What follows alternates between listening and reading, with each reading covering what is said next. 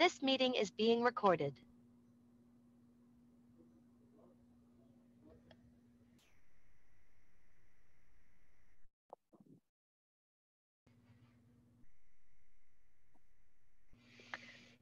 Bueno, vamos a continuar. Estamos viendo el esquema OFDM, todas las cosas que están involucradas, qué tipo de modulación. Y esto es un ejemplo de un estándar, lo puse aquí abajo, de un estándar IEEE 802.11a, que son utilizados en redes LAN y WAN también. Y dice lo siguiente: supongamos que tenemos un ancho de banda disponible de 20 MHz, el cual hay que repartir entre 64 portadoras. Entonces, lo primero que uno hace es dividirse ese ancho de banda entre el número de portadoras y me da este valor. Bueno, adivinen, eso sería la distancia entre portadoras y eso sería entonces Fs. ¿Okay? Entonces, eso implicaría que voy a transmitir a 312.500 símbolos por segundo. Si invertimos este valor, nos da un tiempo de símbolo, que sería la duración del símbolo o FDM, que es de 3.2 microsegundos. A eso se le agrega, ya verán que eso es lo que más se usa, el 25%, ¿verdad? Y tengo, digamos, que agregarle a ese 3.2 micro, 0.8 micro, y me da un tiempo total de 4 microsegundos. En este caso se usan realmente, en ese estándar, realmente en vez de las 64 portadoras no es dato, solo 52. El resto es sincronismo para otros usos. Las otras portadoras son como de control. ¿De acuerdo? Bueno, aquí quiero, digamos, enfatizar que hablé de 64 portadoras y al principio había hablado que sí de 4, 8 y uno se pregunta, oye, ¿cuál será el número adecuado de portadora? Para empezar, tienen que entender que la propia filosofía de OFDM es repartir las cosas. Por si alguno, siempre, muchas veces ponen un ejemplo de mercancía que reparten en muchos camioncitos. Si alguno choca, se destruye la mercancía, pues los otros sobreviven. Entonces, esa filosofía implicaría que es muy bueno usar muchas portadoras, pero el problema es que el sistema, si uno se exagera, se hace también menos robusto a la hora de manejar el sincronismo. Se hace mucho más sensible al ruido con muchas portadoras porque tiene que mantener un sincronismo más complicado y eso al final baja la calidad. ¿Okay? Igual pasa con la banda de guarda, que tiene sus pros y sus contras. Una banda de guarda muy larga, digamos, oye, buenísimo, porque entonces, aunque la señal, el símbolo FDM anterior penetre en mi símbolo, voy a tener un espacio bastante grande de protección. Sí, sí, pero es que para poner esa banda de guarda grande implica un tiempo de símbolo grande que implica un FS bajo y eso no lo quiere el usuario. ¿De acuerdo? Entonces es ese trade-off entre el exceso de una y el exceso de la otra. Esto que está aquí, pero tengo la esperanza de mostrarles, aunque yo grabé un video de una tesis que se desarrolló en la Católica, un tesista me la desarrolló, que simula OFDM. ¿Okay? Esa tesis fue realizada en Octave y Java y es muy linda. Quiero mostrárselas. Y si no tengo tiempo de mostrárselas, yo grabé un video de uso del simulador. Y el simulador, por cierto, está disponible, ¿no? Un poquito fastidioso porque por eso es que estoy migrando a Python, porque hay que instalar Octave. ¿Okay? Pero bueno, funciona bastante bien. Yo lo tenía desinstalado y dije, déjame instalarlo para mostrárselo y un momentico lo hice. Bueno, este simulador permite elegir parámetros de un sistema OFDM como por ejemplo los básicos, la modulación, el tamaño del prefijo cíclico, que se expresa como fracciones, así como hacíamos nosotros cuando calculábamos el nivel de C o el ancho de banda de una señal, calculábamos una fracción. Aquí también. Un cuarto significa que el tiempo de guarda es un cuarto del tiempo de símbolo. Ya sabemos que es el 25%. Aquí se manejan unos parámetros de canal porque esa señal se construye y se pasa por un canal que puede agregar ruido y además puede ser afectado por retardos. Aquí están los parámetros del rayo que sería el directo, ¿verdad? El primer eco y el segundo eco. Fíjense que aquí está la ganancia, aquí están los tiempos que son 400 nanos y 1.1 micro, etcétera, etcétera. Observen cómo luce el espectro de una señal.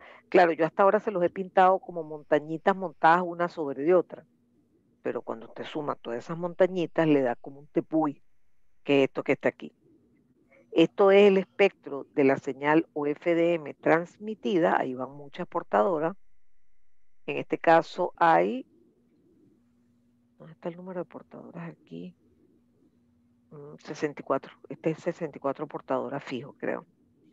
Y aquí está, miren cómo lo que se recibe un poquito dañado por el ruido y por la multitrayectoria.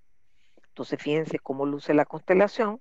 Aquí se escogió una señal, una modulación QPSK, y aquí se ve una afectación debida a las dos cosas. Una cosa interesante, porque ustedes probablemente algunos se enfrenten como Kevin, pues que cada rato está en sistemas de monitoreo, y observen que la constelación, cuando es solo ruido, esto se ve como una nube de polvo alrededor, pero bastante simétrica. ¿Okay?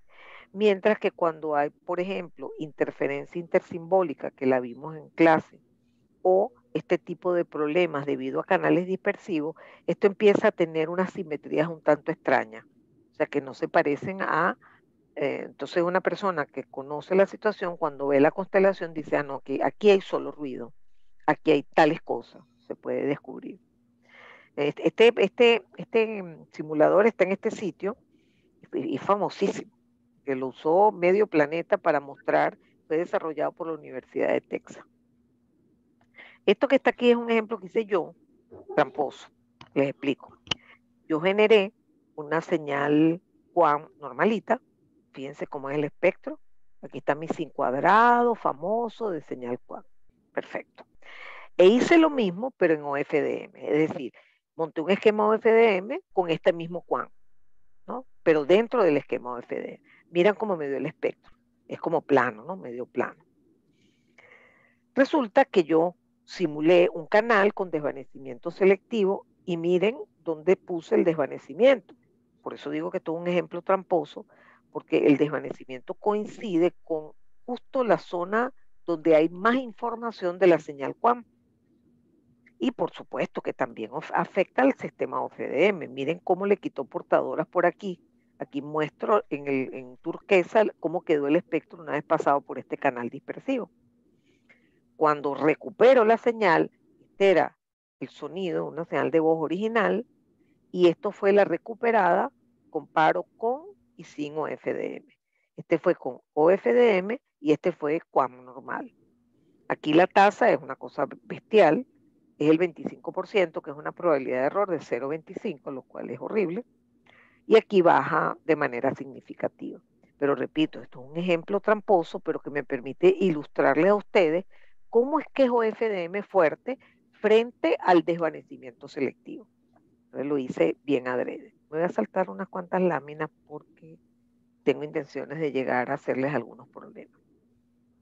Esto es un defecto que tiene OFDM porque como está conformada, un símbolo OFDM está conformado con una suma de sinusoides, si por casualidad esas señales llegan a tener en un momento determinado, llegan a estar en fase, por ejemplo, que coincidan los picos máximos de la sinusoide en ese instante de tiempo, el voltaje va a elevarse violentamente y eso se presenta mucho eh, ocasionalmente en una señal, en un símbolo FDM.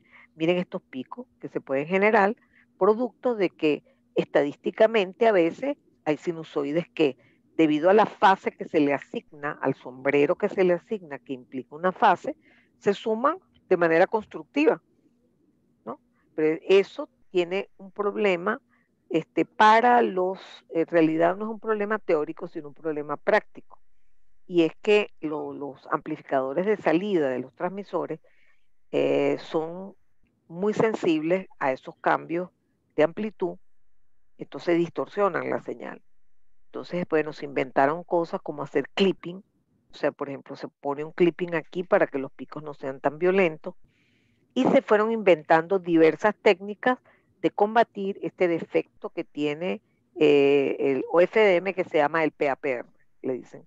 ¿Cuánto está el PAPR? Que es la relación entre el valor pico de la señal en tiempo entre el valor medio de la señal, ¿no? Entonces, por supuesto, si hay mucho, es muy grande esa relación, es porque hay muchos picos. Y eso es malo, ¿no? Hay que resolverlo. Esto que está aquí es un ejemplo de datos que quería que los vieran para que observen que en un mismo sistema conviven diferentes modulaciones, igual que por ejemplo en 5G. Fíjense que como en el caso de 5G, donde yo les he comentado que uno va tranquilamente hablando por su teléfono y está en 64 QAM. El canal se empieza a deteriorar y yo tengo que empezar a bajar a otras modulaciones de menor nivel hasta llegar a la básica, ¿no? Que es la binaria. ¿Okay? Fíjense la diferencia en las tasas de transmisión. ¿Sí? Estos son 6 megabits por segundo en binario y aquí se logra 54 megabits por segundo con 64 QAM. ¿Okay? Obviamente, ¿no? Ustedes saben que las modulaciones M áreas ahorran ancho de banda. Entonces, evidentemente, es una ventaja, permiten transmitir a más alta velocidad. Y eso implica que fíjense que esa cuenta de que yo les sacaba de cuántos bits van en un símbolo FDM, eso está aquí. ¿Cuántos bits hay por símbolo FDM? Entonces uno saca su cuenta de el número de portadoras y la modulación que eligió. Entonces, por poner un ejemplo, si usted tiene 24, no, si usted tiene 16 QAM, que usted tiene que agrupar los bits de 4 en 4 y tiene 64 portadoras, por ejemplo, por poner un caso que no es la cuenta aquí. Entonces le da 64 por 4, que es 256, pero bueno, lo que pasa es que se reparten entre los bits codificados y no codificados. Pero lo que les quiero decir es que aquí luce ese efecto igual que cuando no existía OFDM. La eficiencia espectral crece cuando aumenta el orden de la modulación, ¿okay? Igual que en el caso sin OFDM.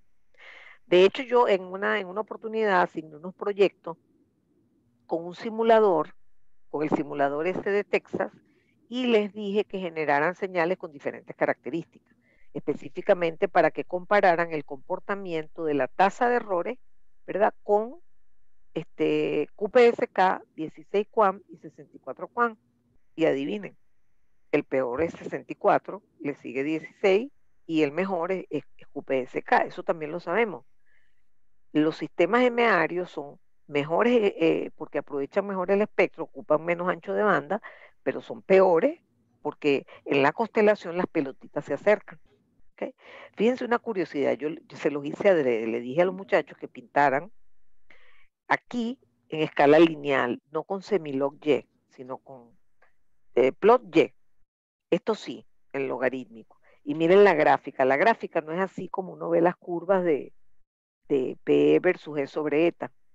Pero bueno, no importa, no es una forma de presentar, pero la forma universal es que esto sea semilogarítmico, el eje Y sea semilogarítmico. Entonces lo importante es que vean que aquí se concluye lo mismo que sin OFDM. Aquí les dije que hicieran pruebas cambiando el tamaño del prefijo cíclico y el que resultó mejor es este agua marina que usaba el prefijo cíclico más largo porque generaba mayor protección frente a la invasión de los símbolos OFDM vecinos. Esto, bueno, esto aquí no vale ni la pena porque lo puse a hacer pruebas con retardos, con ecos de tantos segundos, etcétera, etcétera, entonces para que llegaran a conclusiones, pero eso es parte del mismo simulador. Y ahora llegamos a lo que son ejercicios que yo he seleccionado de exámenes que he puesto en diferentes oportunidades y aquí los resumí. ¿Okay? Entonces tengo unos cuantos ejercicios. Vamos a hacerlo, vamos a tratar de resolverlos todos. La primera pregunta era, ¿OFDM es simplemente una modulación diferente a las que vimos? Pues no. OFDM es una técnica que combina multiplexaje con modulación. no es una nueva modulación. Explique qué parámetros afectaría en un sistema OFDM separar las portadoras o acercarlas hasta un mínimo que usted debe definir. Y la otra opción es aumentar el número de ellas. ¿Okay? ¿Cuál escogería usted y por qué? Bueno, ya eso lo conversamos. Si uno acerca las portadoras, para comenzar, usted se da cuenta que está bajando FS, ¿no? Ese es el primer problema. Normalmente uno piensa que tiene menos portadoras. Si tiene menos portadoras, gasta menos potencia, que es uno de los defectos de OFDM, obviamente. ¿Okay?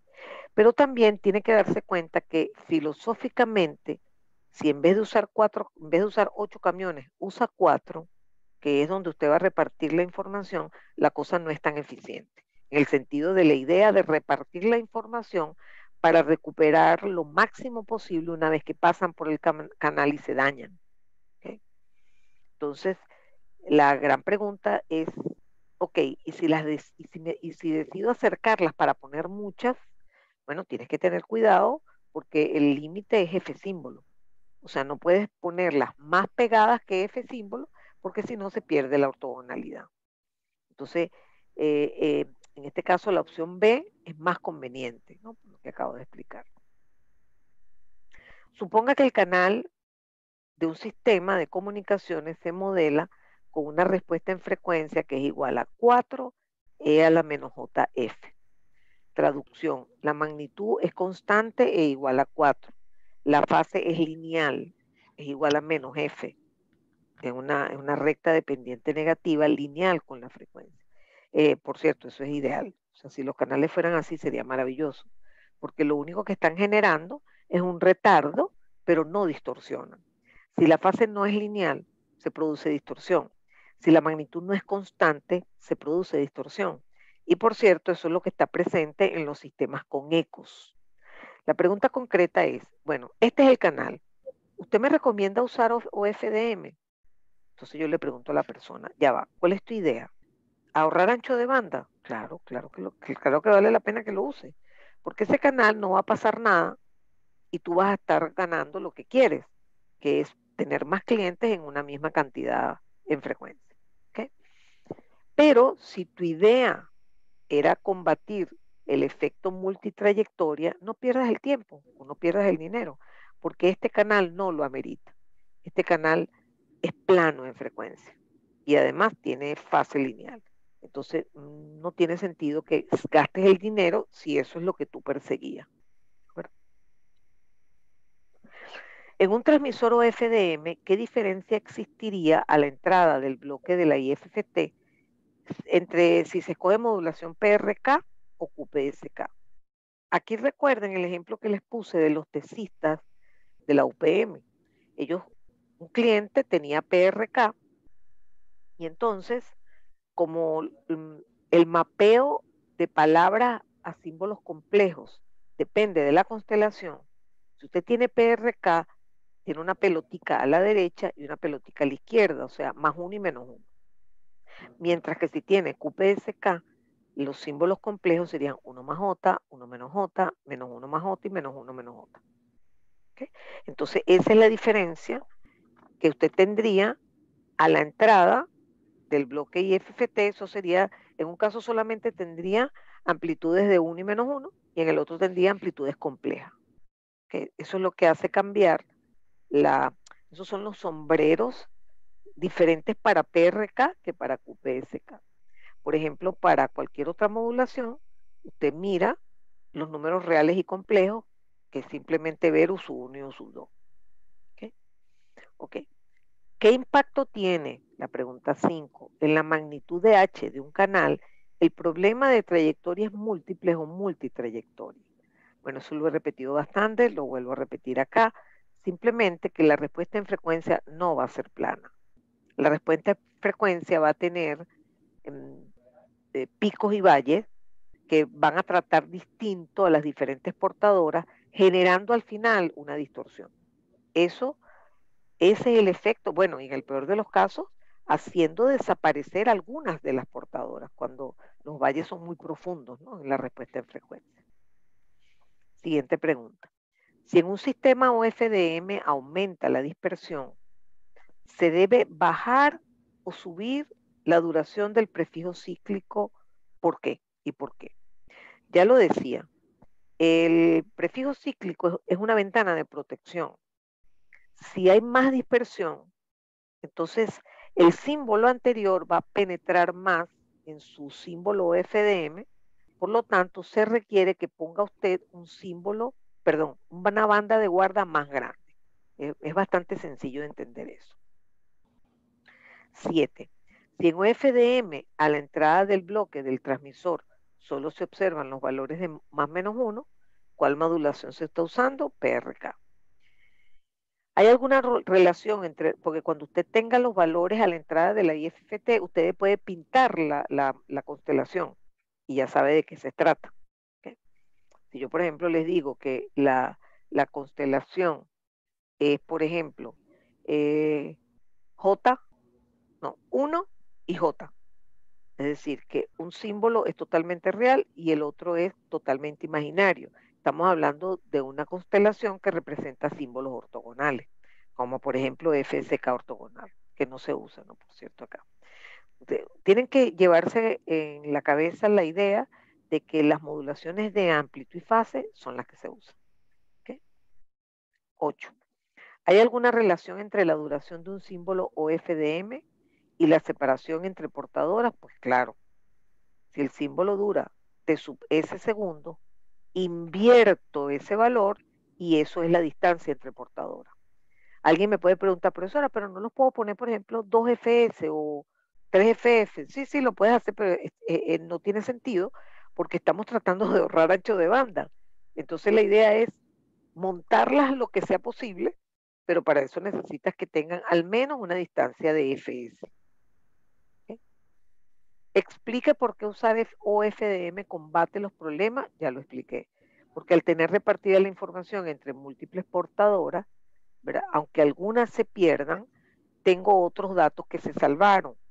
Y si además agrego codificación de canal, pues podré recuperar probablemente estos datos que se perdieron, si pienso bien el esquema del sistema. Ahora vienen unas preguntas un poquito más numéricas. En un sistema OFDM se usan 64 portadoras y modulación 16 QAM. ¿Cuántos bits de entrada se utilizarían para crear el primer símbolo OFDM? Ya lo expliqué. Tenemos 64 portadoras esperando sombreros. Y para generar los sombreros necesito agrupar los bits de 4 en 4 porque es 16 QAM. 2 a la 4 es 16. Por lo tanto, el número de bits es 4 por 64, o sea, 256 bits. ¿Okay? La parte B de ese mismo ejercicio dice, a la salida de la IFFT del transmisor tenemos una señal banda base o pasabanda. Esto es algo que quiero explicar de la siguiente forma. Miren, uno tiene, digamos, lo que constituye un símbolo FDM son un montón de portadoras montadas una encima de otra. Este es el espectro, ya se los mostré, les mostré solo el lado positivo, pero es así. Entonces, si usted ve esto, usted es capaz de responder que eso es una transmisión pasabanda. Pero en realidad, en la práctica, se genera la señal tal como les mostré y luce así. Eso para mí va a ser una señal banda base, oigan bien. Porque después se toma la parte real del símbolo OFDM, se multiplica por coseno, y la parte imaginaria por seno, y todo este paquete se monta en otra frecuencia. Entonces, lo que yo les expliqué es una transmisión banda base, aunque no parezca, porque usted dice, oye, tengo ese montón de portadoras, mira el espectro. Bueno, eso no es pasabanda. En la práctica se genera primero esa señal en baja frecuencia y después ya le digo que se toma la parte real del símbolo FDM, de la señal o FDM y se multiplica por coseno y la parte imaginaria por seno. Y ahí sí van a tener una señal que es pasabanda. 11. Si en OFDM las portadoras no son ortogonales, ¿se pueden superponer? No, porque después no va a poder detectarlas en el receptor. Solamente si son ortogonales va a poder detectarlas. o va a tener bastante trabajo para detectarlas, o las va a detectar con bastante error. ¿Okay? Si en un sistema inalámbrico los receptores solo recibieran el rayo directo, no recibieran eco, ¿valdría la pena usar OFDM? Ya lo dije un poco antes. OFDM siempre vale la pena porque reduce el ancho de banda de transmisión. Pero si usted está pensando combatir el problema de multitrayectoria, si le dicen que no hay ecos, no vale la pena. ¿De acuerdo? En un sistema OFDM se usan 8 portadoras. ¿Okay? En tiempo, un símbolo FDM ocupa 3.33 microsegundos. Dibuja el espectro de la señal OFDM, definiendo el menor valor del ancho de banda ocupado. Entonces, si esto es T sub S, lo invertimos y me da FS, y eso da 300 kilohertz, ¿okay? O 300 kilosímbolos por segundo. Y ahora yo me encargo de dibujar 8 portadoras, aquí están separadas ese espacio, 300K, 300K, 300K, y termino calculando el ancho de banda y me da 2.7 MHz. ¿Okay? Esta es la forma de resolver este problema, que es bastante sencillo, pero es más complicado que lo que veníamos hablando, ¿no? Aquí es parecido. En un sistema de FDM se tienen 8 portadoras con frecuencias distanciadas 300 kHz, o sea que es este mismo ejercicio, pero me dicen que la dispersión en el canal es de 0,5 microsegundos.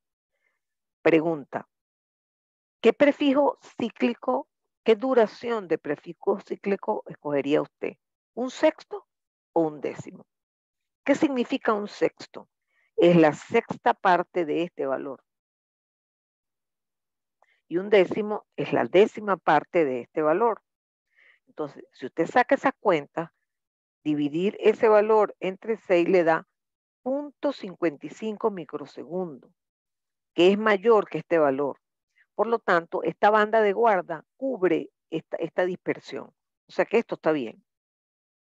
Si en cambio divido entre 10, me da 0.33 microsegundos y no se alcanza a proteger el tamaño de la dispersión.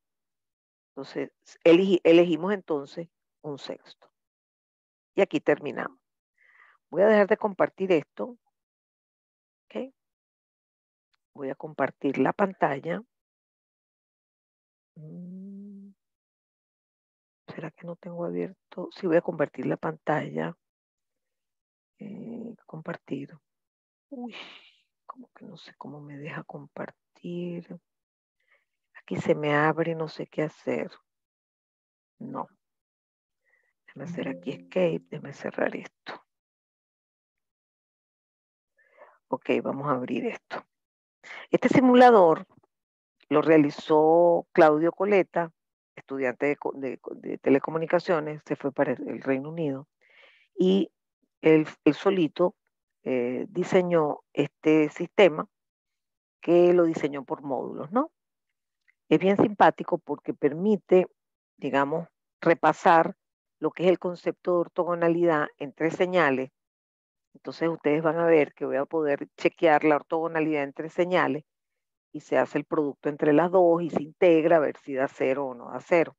Entonces aquí se muestra la ortogonalidad en 3 señales y yo escogí aquí 2 sinusoides, cualesquiera, las multiplicaba, la integraba. Bueno, aquí ven es el producto de las 2 sinusoides. Y aquí se ve más o menos que el área positiva cancela la negativa y en efecto, fíjense que me da 0. Me da 10 a la menos 16 porque ese es el 0 de Octave y de MATLAB. Entonces, esto me servía para ver la ortogonalidad, pero además me permitía verlas en frecuencia, para ver si se superponían, etcétera, etcétera. Había otro similar, pero para estudiar señales no ortogonales. Luego pasamos por modulación ortogonal y podíamos ver la señal modulada en tiempo.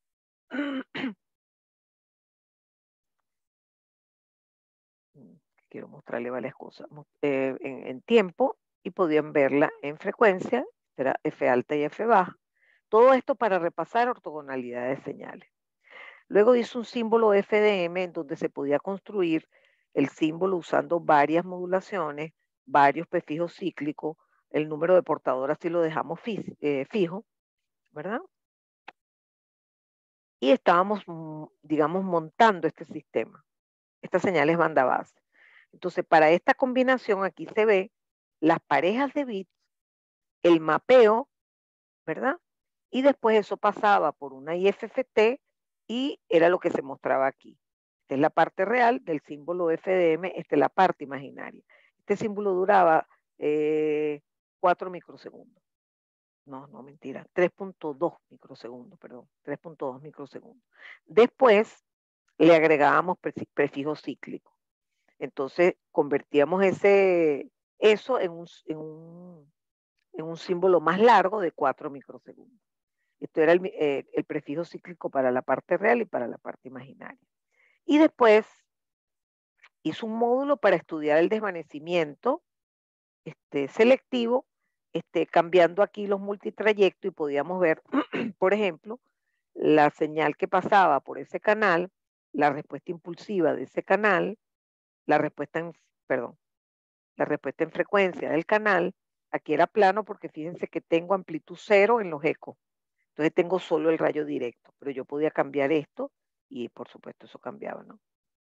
Ahí le puse un rebote y cambia la respuesta en frecuencia brutalmente, ¿no?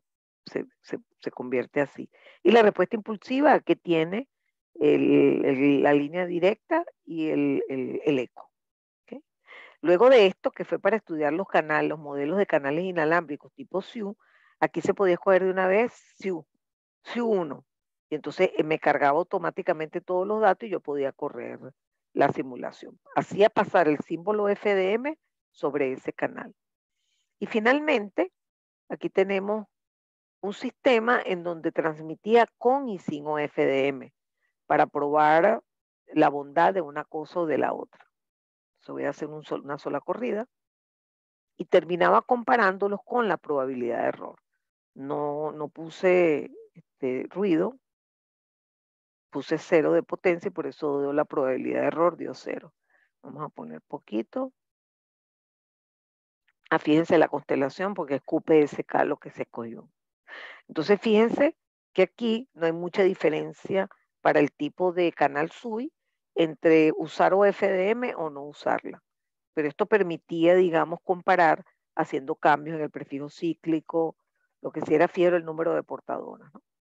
Entonces, bueno, esto fue un trabajo muy lindo que hizo Claudio y bueno, le costó más de un año hacerlo porque además él solito quiso trabajar.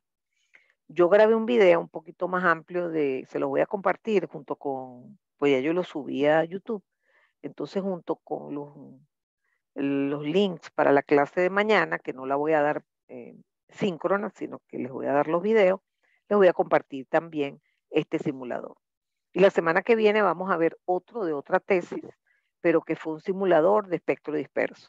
También muy bueno, que lo acaban de terminar este año, lo hicieron en Python, quedó bellísimo. Se los voy a mostrar el lunes que viene. Así que bueno, con esto terminamos el tema de OFDM y agradezco a los poquitos que vinieron por aquí. Yo entiendo que están ahí como comprometidos. Bueno, muchas gracias. Nos estamos viendo.